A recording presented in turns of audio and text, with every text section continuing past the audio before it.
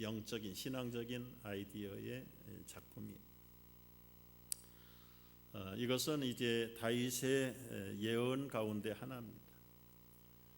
다윗이 구약의 유명한 인물들 가운데 유명한 것은 골리앗을 때려 눕혔기 때문에도 유명하지만 또 통일 이스라엘의 강성한 왕의 리더십을 가지고 이스라엘을 강성하게 했던 것으로도 위대한 왕이 되었고 유명해졌지만, 이 다윗이 진짜 유명한 것은 하나님과의 언약을 신실하게 지켰다는 데 있는 거예요. 아브라함은 유대인들의 민족의 조상으로 꼽힘을 받는 사람, 모세는 그 어려운 출애굽의 아주 강력한 리더로 존경을 받는 사람. 그러나 어떤 면에서는 이 다윗은 아브라함보다 모세보다, 그리고 몇십 명의 선지자들이 구약시대에 있지만 그 많은 선지자들보다 오히려 다윗의 예언이 더 정확하고 더 확실한 것 때문에 다윗이 가장 위대한 사람으로 오늘날까지 존경을 받습니다. 특별히 다윗이 성령의 감동을 받아서 오늘 여기 3절 말씀에 보면 2절 말씀에 여호와의 영이 나를 통하여 말씀하셨다. 그의 말씀이 내 혀에 있도다. 하나님의 성령이 다윗 왕을 감동해서 이제 그 다윗이 하는 그 말이 앞으로 예언될 말씀인데, 그 말씀의 핵심이 뭐냐면 메시아가 오신다.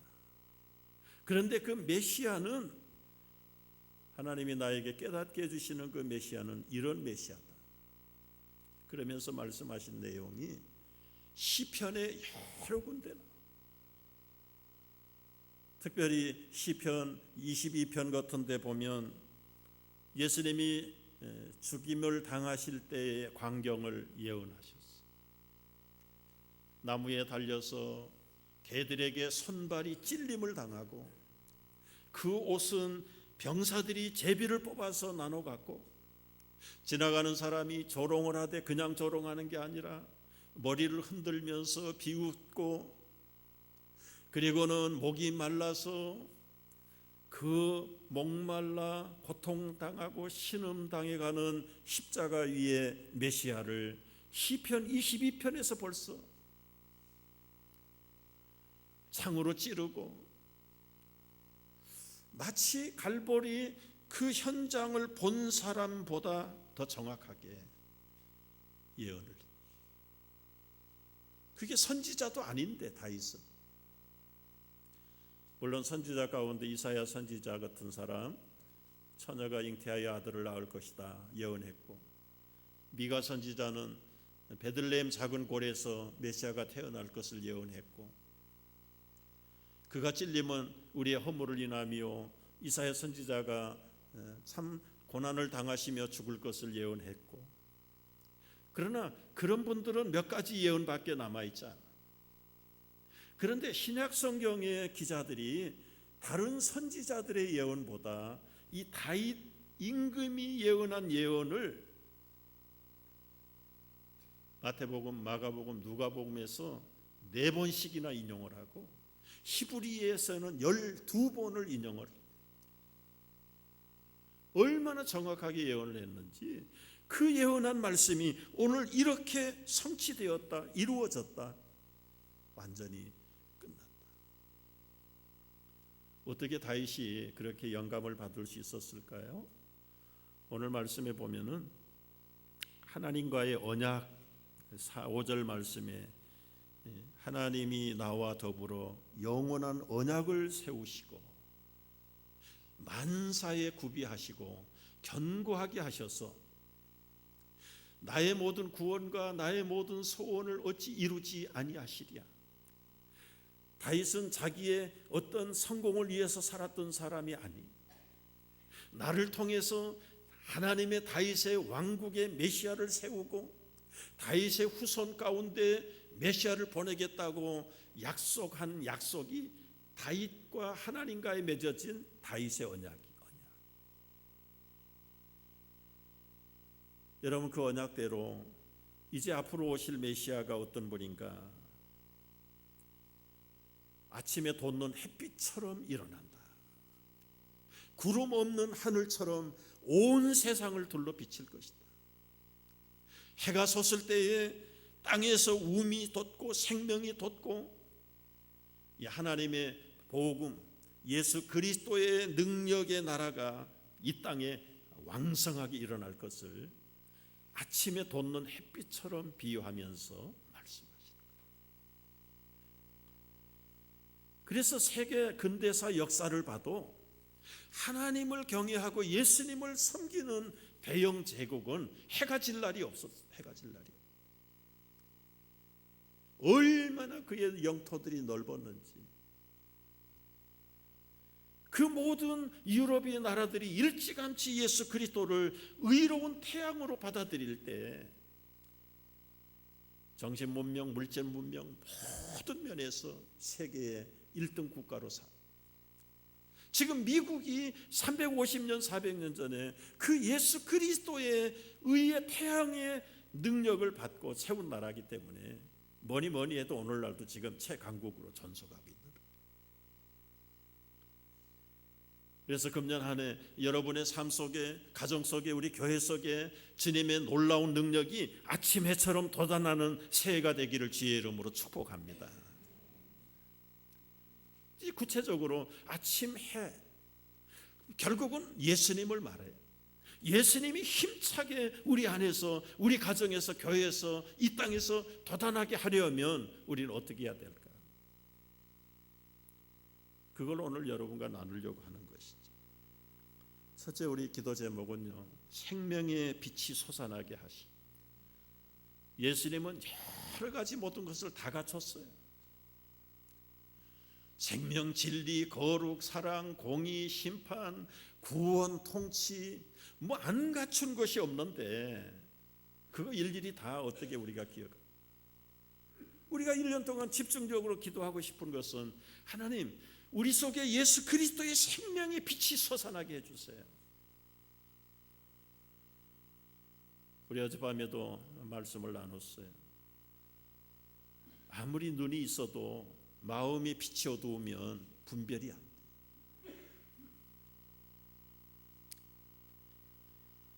여러분, 빛이 없으면 흑암이 와요. 흑암 속에서는 뭐 50캘러트 다이아몬드를 쥐고 있어도 빛이 없으면 이게 돌멩인지 다이아몬드인지 어떻게 분별을 하겠습니까? 다이아몬드인들 그 깜깜한 가운데서 가지고 있는들 무슨 의미가 있어요? 빛이 나야 이게 번쩍거리고 사람들에게 자랑도 하고 싶고, 그만큼 빛이 중요해요. 빛이 없으면 사람들이 살지를 못해. 그냥 산다고 사는 게 아닙니다. 지금부터 140년 전 1874년에 불란서 신부들 20명이 한국에 몰래 미리국을 해서 선교하러 들어갔어요.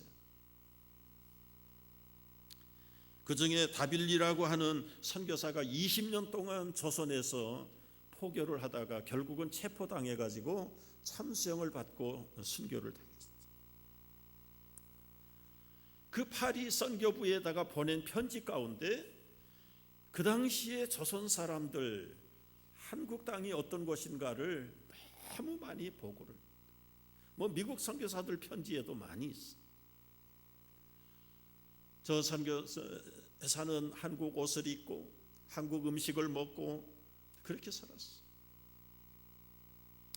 조현범이라고 하는 작가가 타자의 시선으로 본 19세기 조선이라는 책의 70페이지에 나오는 이야기예요. 이 나라에서는 물리적인 힘이 유일한 법률이다. 법이 없어. 범죄를 부끄럽게 하지 아니하고 죄 지은 사람이 있으면 무조건 잡아다가 때리는 거예요. 그게 법이에요. 유일한 법이 그거래. 이해관계에 따라서만 백성들이 행동을 하고 조국에 대한 사랑이나 애국심조차는 조금도 없다. 이 나라에는 교육이라는 건 전혀 없고, 조선 사람들은 화가 나면 공격적으로 돌변한다. 여자들도 뻔뻔스럽고 말이 매우 모질다. 조선 사람들의 식탁은 식탐, 먹는 욕심, 악덕 중에 하나다. 임금들도 공공연히 폭음을 했다. 백성도 술에 취하면 정신을 잃고 바닥에 뒹굴리고 아무 데서나 잠을 잔다. 그래도 아무도 불쾌하게 생각하는 사람도 없고 내버려 둔다. 그 습관이 지금도 남아있잖아요. 아이들에게는 배를 두들겨 가면서 엄마들은 밥을 꾸역꾸역 밀어 넣는다. 어느 60대 노인은 입맛이 없다고 하면서 밥을 5그릇이나 먹었다. 복숭아를 대접하면 가장 절제한 사람이 10개 정도 먹고 50개를 먹는 사람은 보통이고, 그 앞에 있는 것이 바닥이 나야 사람들이 일어난다. 이렇게 많이 먹는 욕심이 이유가 뭘까? 외국에서 살던 신부가 연구를 해본 거예요. 조선이라는 나라는 습기가 많고 저장시설이 전혀 없고, 음식을 해서 만들어 놓으면 보관할 데가 없고 놔두면 금세 상하게 된다. 그러니까 만드는 족족 그 자리에서 다 먹어치운다. 좋은 점도 있어요. 서로 상부상조는 자연스러운 것이다. 우리는 큰 서로 돕고 협력하는데 감동을 많이 받았다. 서로 돕고 나누는 일에 습관화되어 있는 것만 같았다. 잔치를 하면 온 동네 사람들이 며칠씩을 먹고 그리고 싸가지고 가는 것이 관습화된 것 같다. 그런가 하면 미국 장로교회 선교사들이 보낸 편지예요.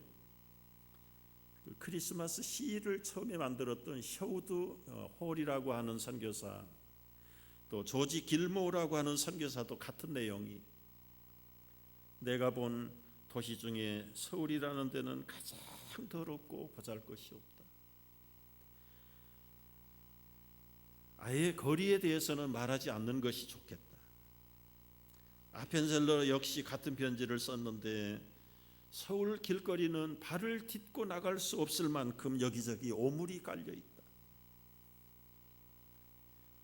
빈민들의 집은 원시적인 흙으로 지어서 낮고 음침하고 불길하기 짝이 없고 얼핏 보면 큰 버섯같이 보이는 집이. 아펜젤러 처음 갔던 선교사지요. 조선의 양반들은 결혼을 하면 3일 동안만 부인과 산다. 그런 후에는 자기 첩들하고만 일생을 살고, 그러면서도 본부인에게 정절을 강요하고, 만약에 정절을 버리면 관가에 데리고 가서 매질을 한 후에 자기 종에게 던져버린다. 부녀자들은 혼자서 밖으로 외출하는 것이 불가능하다. 여러분, 이것이 140년 전에 우리 할머니 할아버지 시대의 모습들이었어요. 이게 비단 한국뿐이겠습니까? 어떤 민족은 사람이 사람을 잡아먹는 그런 민족도 있잖아요. 왜들 그렇게 사는 거예요? 그게 살았다고 하는 겁니까? 굶어 죽지 않고 사람이라도 잡아먹고 욕심이라도 내서 배 터지도록 먹고 살아있는 게 그게 사는 거냐고요. 왜 그렇게만 살아야 됩니까? 빛이 없기 때문에. 그 사람들 마음속에 빛이 없었어. 출구가 보이지 않는 거예요. 미래가 보이지 않고 어떻게 사는 게 사는 것인가에 대한 생각 자체가 없는 거예요. 생각 자체가. 그거는 한국 민족뿐만 아니라 구약시대 저 변방에 사는 유대 민족 가운데서도 그렇게 흑암 속에 사는 백성들이 대다수. 이사야 9장 2절에 보면은 흑암에 행하던 백성이 큰 빛을 보게 된다. 사망의 그늘질 땅에 거주하던 자에게 빛이 비치도다. 여러분, 햇빛을 말하는 것일까요? 달빛이 비쳐야 되는 것입니까?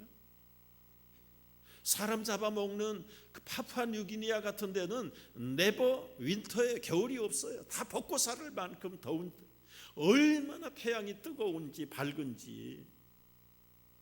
그런데 그들이 해가 없어서 그렇게 어둡게 삽니까?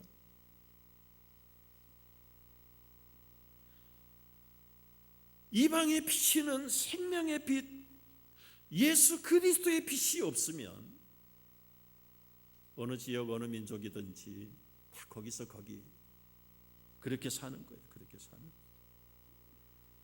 문명의 첨단인 뉴욕에서 살아가는 사람은 좀 나을까요?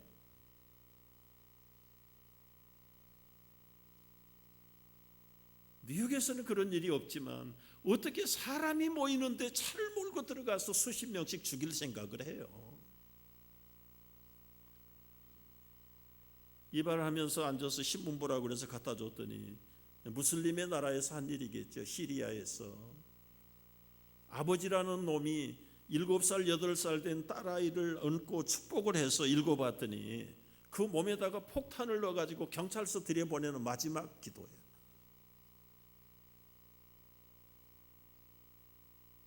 그게 사람이냐고요. 그게 사는 거냐고. 왜 그렇게들 살지요? 생명의 빛, 진리의 빛이 없어서 그렇습니다. 그런데 이방의 흑암 가운데 사망의 그늘질 땅에 이제 빛이 비칠 것을 예언하셨는데 그 예언의 말씀대로 요한복음 1장 4절에 예수님이 오셨어요. 1장 4절 한번 읽어볼까요? 예수님 안에 생명이 있었으니 이 생명은 사람들의 빛이라 빛이 어둠에 빛이 돼 어둠이 깨닫지 못하더라. 계속 빛을 비치는데도 깨닫지 못하는 백성들이 지금도 이 땅에도 많다.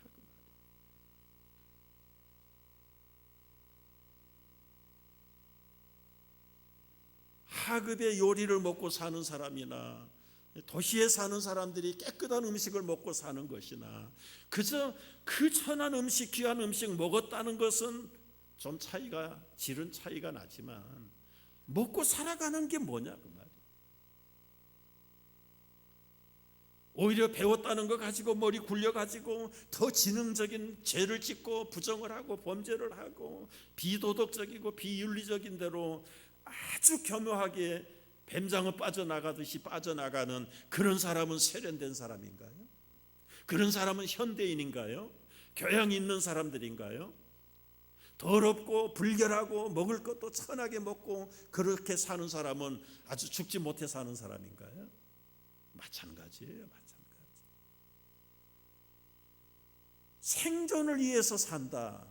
우리말로 먹기 위해서 사냐 살기 위해서 먹냐. 먹기를 위해서 사는 것은 짐승도 먹기 위해서 살아.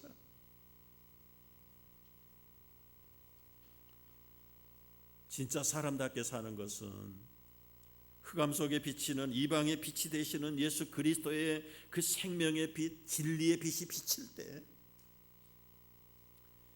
요한복음 12장 46절에서 예수님이 아주 직설적으로 말씀을 하세요.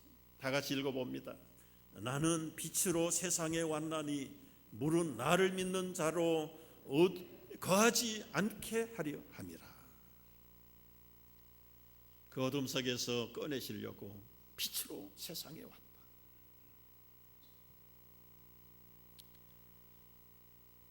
이 빛이 여러분 안에 우리 안에 풍성히 솟아나는 새해가 되기를 주의 이름으로 축복합니다. 다른 거 여러분 붙잡지 말고요. 내 안에서 예수 그리스도의 진리의 빛, 정말 주님의 거룩한 빛이 비치기를 위해서. 자녀들을 공부하라 해가지고 안 됩니다, 여러분. 그들 안에 진리의 빛이 들어가면 공부하지 말라고 그래도 공부 잘하게 돼요. 이번에 짠내 목사님 보고를 들어보니까 50몇 명이 아주 다른 때보다 많이 갔대. 많이 가서 은혜를 받고 찬송을 하고 아이들이 소망이 있는 거예요. 소망. 그 시간에 거기 안 간 아이들은 뭘 하고 있을까? 기껏 해봐야 요거 하고 있대요.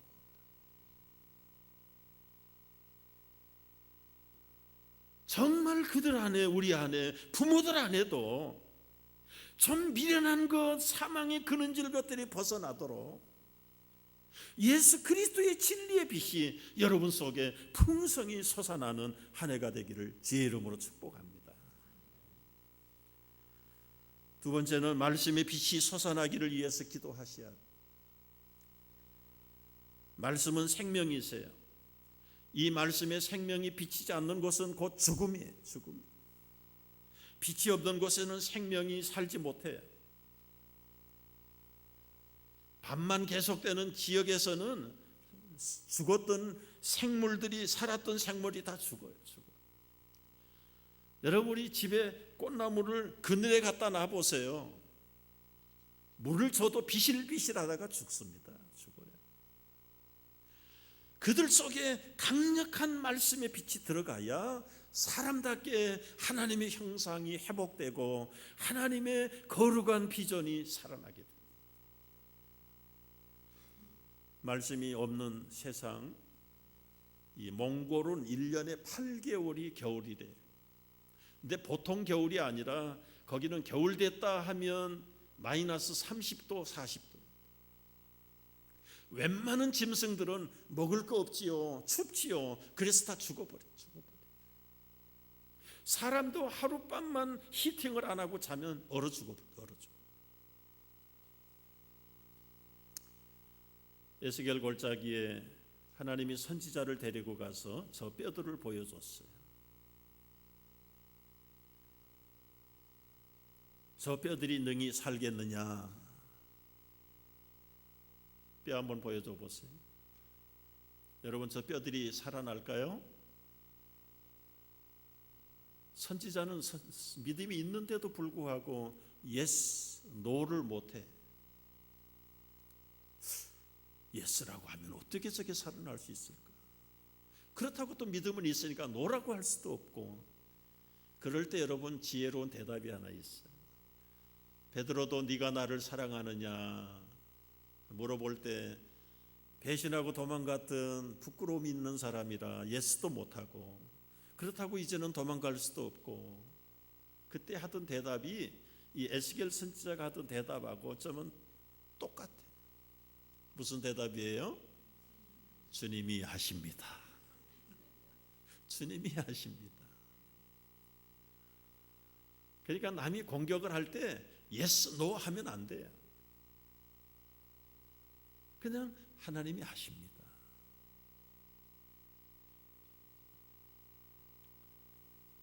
하나님의 선지자에게 말씀했어요. 저 뼈들에게 대언하라. 대신 말씀을 전하라 이거예요. 무슨 말씀을 전할까요?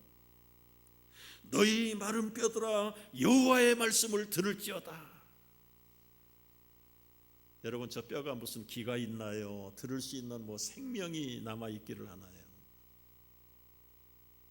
그런데도 불구하고 하나님은 그 에스겔 선지자에게 그 마른 뼈들을 향해서 대언하라고 말씀하시고 뭐라고 말할까요? 그랬더니 뭐라고요? 너희 마른 뼈들아 여호와의 말씀을 들을지어다. 여러분, 거기 앞뒤가 안 맞잖아요. 살아있기를 합니까? 무슨 들을 수 있는 귀가 있기를 합니까? 다 말라 비틀어져서 이리저리 흩어져 있는 뼈들만 있는데 어떻게 뭘 듣는단 말이에요.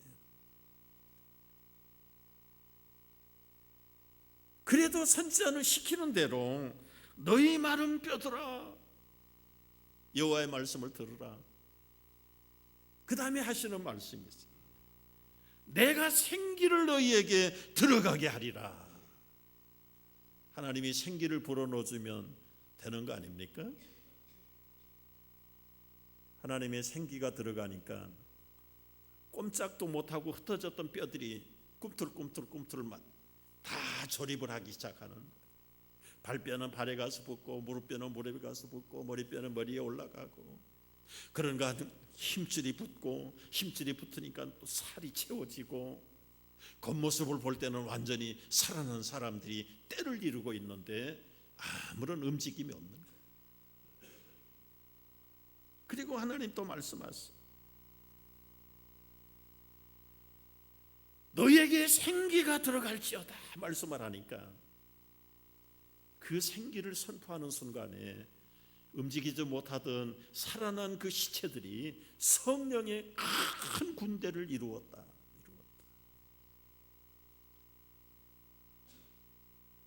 여러분, 하나님이 최초의 진흙으로 아담을 빚을 때도 마찬가지였습니다. 모양은 다 사람처럼 빚어놨는데 그 코에다가 생기를 불어넣기 전에는 진흙덩어리,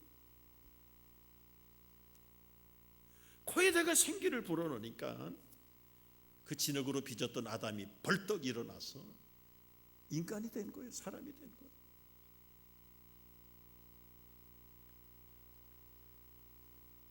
지금 무슨 말씀을 제가 하려고 할까요? 죽은 사람들이 공동묘지에만 있는 게 아니라니까요. 여기 살아서 움직이는 사람들이 실제는 살았으나 죽은 사람들이라니까요. 눈이 있어도 보지 못한다니까요. 귀가 있어도 듣지 못하는 사람이고, 감각이 있어도 분별이 없는 사람들이고, 하도 세상을 단련하고 세련되고 눈치로 요령을 배워가지고 사는 것뿐이지 그 죽은 영혼이 살아난 사람이 없다니까요. 시한부적으로 이제는 곧 쓰러져서 공동묘지에 갈 사람들, 믿지 않는 사람들이 들을 때는 정말 인간의 존엄성이 침해를 받는 말씀이지요. 충격적인 말이에요. 그게 성경의 가르침이고 하나님의 가르침이에요.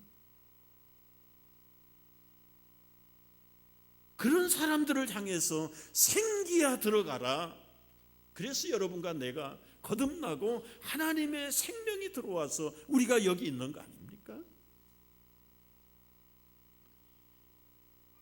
우리는 여기서 주님의 말씀을 듣고 생기를 받고 생명을 얻어서 산다고 하는데, 영적으로 죽어서 움직이는 살아있는 시체들을 볼 때 우리가 해야 될 일은 뭔가요? 주님은 우리에게 마지막 유언을 남겼어요. 가서 제자를 삼으라, 제자를 삼으라. 그리고 가르치고 분부한 것을 지키고 행하고 살게 하라, 살게 하라. 가서 제자 삼는 사람도 없고 가르쳐주는 사람도 없으니까 세상의 처세와 세상의 철학과 세상의 가치관을 배워가지고 세상 사람들은 마음대로 사는 거예요. 하나님 보기에는 다 버려진 사람. 먼저 살림을 받은 여러분과 우리가 받은 명령이 가서 제자를 삼아서 그들에게 내가 가르친 것들을 지키고 사람답게 살 수 있도록 가르치라. 그것을 본격적으로 하는 것이 1:1 제자 훈련 양육 프로그램. 여러분, 1:1 제자 양육 성경 공부는 키워드가 있어요. 디모데후서 2장 2절이 1:1 제자 양육 훈련의 키워드예요. 한번 같이 읽어볼까요? 또 내가 많은 증인들 앞에서 내게 들은 바를 충성된 사람들에게 가르쳐라. 그들이 또 다른 사람들을 가르칠 수 있으리라. 아까 말씀드렸죠. 한 사람이 잘 말씀을 통해서 훈련을 받으면 그 훈련 받은 사람이 충성된 다른 사람을 또 잘 섬겨서 그 사람이 온전히, 그러면 그런 사람이 또 다른 사람을 가서 가르칠 때 하나가 둘이 되고 둘이 넷이 되고 넷이 여덟이 되고 여덟이 16이 되고 4, 5년 만에 한 사람이 1700명의 네트워킹을 통해서 제자가 되는, 이게 바로 1:1의 원칙이에요. 원리. 문제는 주님이 제자를 삼으라고 했는데 그 유언에 대해서는 귀를 닫고, 제자를 삼으려니까 나도 훈련이 안 됐는데 누구를 가서 전도를 하고 누구를 키운다는 말이냐, 나 하나도 서기가 벅찬데. 그래서 늘 미성숙한 그리스도인으로 그냥 살아가. 궁극적인 주님의 명령에 대해서는, 유언에 대해서는 외면하고 챙기는 게 내 거나 챙기는 거예요. 내 마음의 평안, 가정의 행복, 뭐 사업의 성공, 교인들 그저 교제나 활달하게 해서 외로움이나 덜고, 그게 주님이 부탁한 거냐 이거예요. 주님은 마지막 하나 부탁한 게 뭐예요? 가서 제자 삼으라고. 그리고 내가 가르쳐 지키게 한 것들을 좀 가르쳐 지킬 수 있도록 같이. 여기에서 시작되는 성경 공부 프로그램이 1:1 제자 양육 성경 프로그램. 그러면 먼저 여러분, 다른 사람을 섬기고 세우려면 내가 강해져야 돼. 나도 비실비실한 사람이 누구를 가서 섬긴다. 그래서 디모데후서 아까 2장 1절 전에 나오는 말씀이 더 중요할 수 있다고 봐요. 2장 1절은 이렇게 돼 있어요. 내 아들아, 그러므로 너는 그리스도 예수 안에 있는 은혜 가운데서 강하라. 네가 강해야 다른 사람 세울 수 있지 않냐. 네 하나도 감당 못하는데 다른 사람 어떻게 세우냐. 네가 은혜 안에서 강하게 무장을 하면. 바울에게서 받았던 것을 디모데가 가서 또 다른 사람에게 충성스럽게 가르쳤고, 디모데의 가르침을 받은 사람이 또 다른 사람을 가르치고, 그래서 유럽이 아시아가 하나가 둘이 되고 둘이 여섯이 돼가지고 결국은 2000년 동안 오늘 세계를 정복해가는 생명의 운동이 교회 운동이고 복음 운동이 지금 진행되고 있잖아요.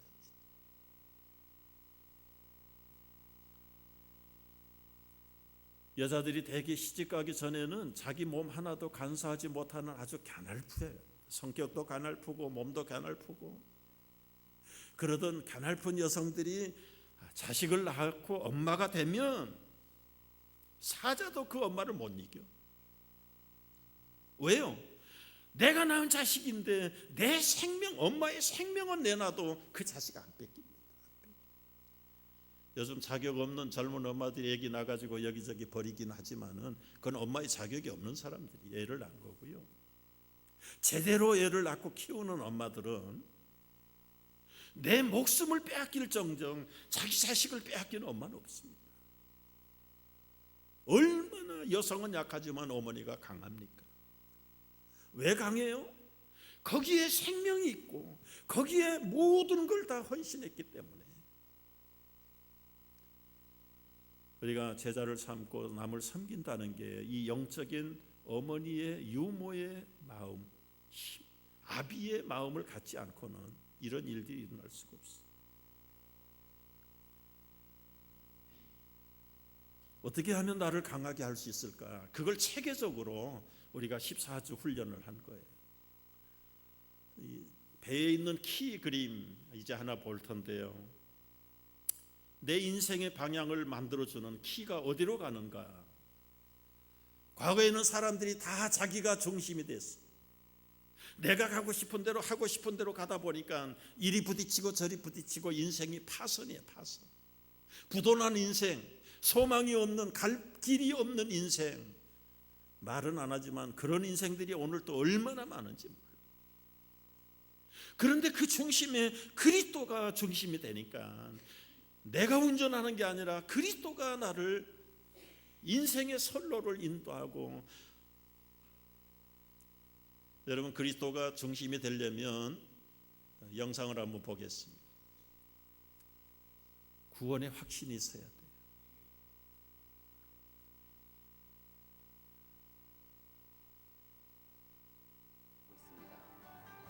그 다음 구원의 확신 여부를 질문해보고 좀 크게 해주세요. 하나님의 자녀됨을 생각해봅니다. 그리고 믿음의 대상인 하나님의 속성을 공부합니다. 이어 하나님의 말씀인 성경을 우리 삶에 적용시키는 방법에 대해 배우고 사명으로 주신 전도를 어떻게 삶과 일치시키며 마지막으로 사역에 대한 관점과 의지를 새롭게 합니다. 이렇게 기독교의 핵심 교리가 포함된 각 주제들을 공부하고 나면 어느덧 그리스도가 다스리는 삶에 대한 신뢰가 마음 가득 자리 잡습니다. 마침내 우리는 운항의 키를 주님께 내어 맡깁니다. 그리고 다스림 받는 삶을 통해 진정한 변화를 경험합니다. 어느덧 자신만의 복을 구하던 교인에서 복음을 전하는 데 쓰임받기 원하는 제자로 우리는 변화되어 갑니다. 이 해설하는 사람도 그 유명한 축구 선수 이영표가 양육하고 이 해설한 겁니다. 한국은 정말 하나님의 말씀을 무장하는 사람들이, 우리 이민교회가 살기도 뻑뻑한데 영적인 무장과 양육이 없으면 나도 무너지고 우리 이웃도 무너지고 함께 무너지는. 그러나 한 사람이 그리스도 중심으로 다시 한번 회복되고 살아나면 나도 살고 이웃도 살아나는 역사가 일어날 줄로 믿습니다. 제가 아침에 인터넷에서 본 북한 뉴스예요. 북한의 군 부대에서도 성경이 유포되고 있다는 뉴스.